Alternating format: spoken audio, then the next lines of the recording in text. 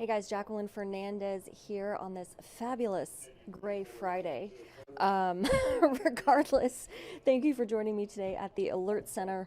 It is Consumer Protection Week, so today we're going to talk about a good time to secure your identity for this week, which actually lasts until tomorrow, the 11th, and then, of course, hopefully we can all learn a thing or two about this for the future and following weeks of our lives. So, Consumer Protection Week, a good time to secure your identity. This is a national holiday observed by the Federal Trade Commission. It's a great time for consumers to remind themselves of the varied ways you can take action to keep scammers out of your business, because we don't want those bad guys in there. There is no National Scam Consumers Week for the con artists. So every week of the year, they're after you. They're never just giving up 1 week because it's 1 week versus another week. As I say to my friends, just because it's Christmas doesn't mean the scammers are taking a break. So that's actually one of the heaviest scam times from what I can recall.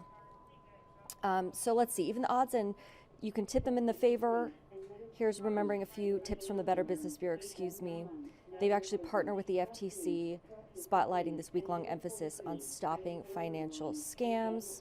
The FTC specifically designates this week as, quote, a time for helping people understand their consumer rights and avoid frauds and scams. You can always visit their website at ftc.gov. Let me go over here real quick, out of your view. Boop. Here's the Better Business Bureau website, but we can also see, show you my lack of web skills. ftc.gov. Federal Trade Commission, protecting Americans' consumers. That is us. Okay. So they do have a list of webinars on their website and other events that are directed towards this goal for this week. You'll also find links to many consumer protection resources at this site. So in the upper right-hand corner here, you can report a fraud, sign up for consumer alerts, search the legal library if you have any legal questions that you would like to get answered. So now, as far as the BBB, you want to arm yourself with the BBB's timeless tips for protecting your finances. They say, don't trust the appearance of legitimacy. Scammers are adept at making their websites and emails look legitimate. They copy and paste logos and graphics from real online sources to trick you into believing their lies. And again, we're going to head to the BBB website since we're doing their tips as of right now. Also, don't trust the caller ID. It's easily spoofed to read any way a scammer wants it to read. Don't trust links and attachments that come in unsolicited emails and texts. Clicking on them can put malware on your device. And this is something that I've experienced myself. I'm sure you've heard, if you work for a large company, they're always trying to get you to watch out for malware. And, if something looks suspicious, just don't click on it. I mean, ask your boss if he or she really did send you that email. So always some good tips there. Back to the BBB we go. Don't trust strangers who ask you to send them money, especially by wire transfer. The minute you do, those funds are gone. Prepaid debit cards or gift cards. Don't trust that. Always a scam. Do trust online sources when their website address contains the S in HTTPS.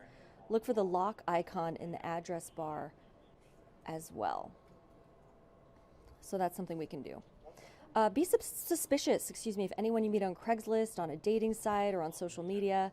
Scammers lie, and they are good at it, right? So the scary thing is, if you're on some of these sites, people want to present their best self, right? Like, especially on social media and all this kind of thing. So, scammers, how do you know the person you're talking to is really the person you're talking to? How do you know, if they show you these different photographs of what they're doing or who they apparently are?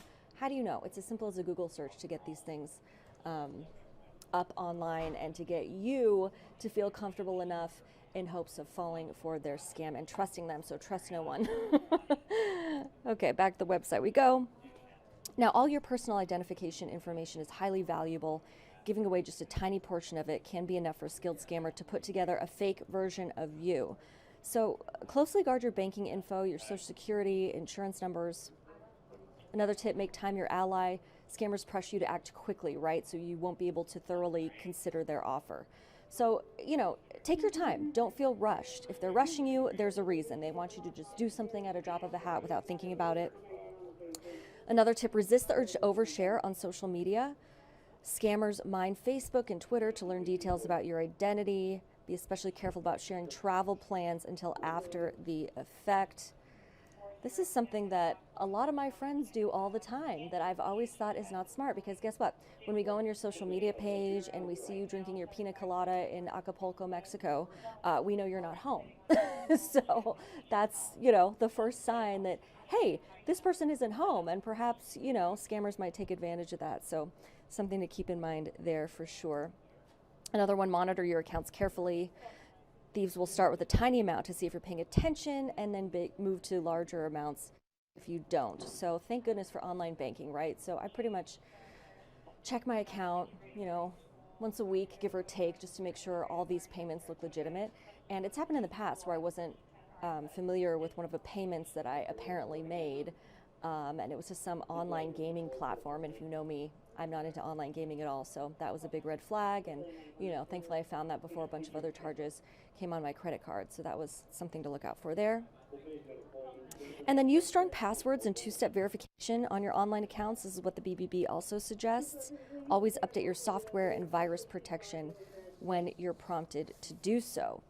And now you kind of know what to look out for this week, Consumer Protection Week, and the following week and future weeks, right? So you can always access the website here, bbb.org, to look up a business, file a complaint, write a customer review, report a scam, or read tips.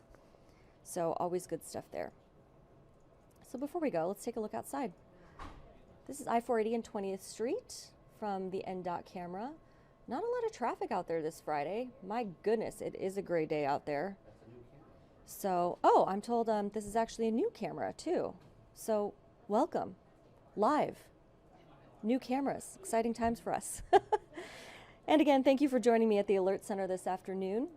I try to show up every Friday around noon to give you some tips and some alerts from the Better Business Bureau. And of course, thank you to Josh and the whole team at the BBB for sending me these tips beforehand. It's super helpful, and hopefully you can learn a thing or two. But until next Friday, Jacqueline Fernandez at the Alert Center. Have a good day.